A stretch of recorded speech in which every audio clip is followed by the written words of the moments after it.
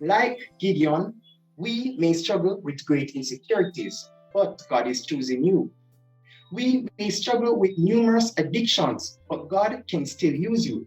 We may be struggling to overcome sin and temptations, but God is calling you. Yes, sometimes we are unable to recognize the presence of God. Sometimes we are ignorant of God's faithfulness. Sometimes we are ignorant of the source of our calamity. But God is still calling you, not because of who you are now, but because of who you will become.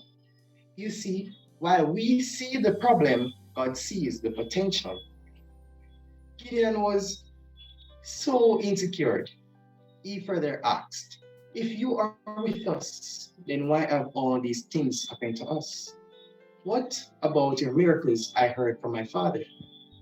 Just an illustration. You see, Sherlock Holmes and Dr. Watson went on a camping trip.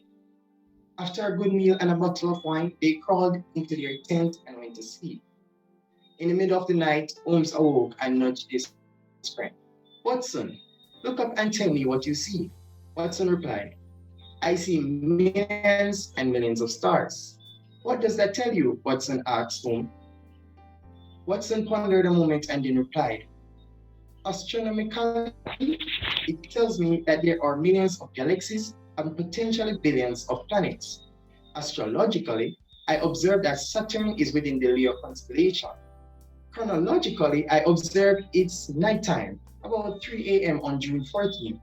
Meteorologically, the air appears dry, which I suspect that we will have a beautiful day. Why did you ask? What does it tell you? Holmes said, Watson, you idiot, someone has stolen our tent.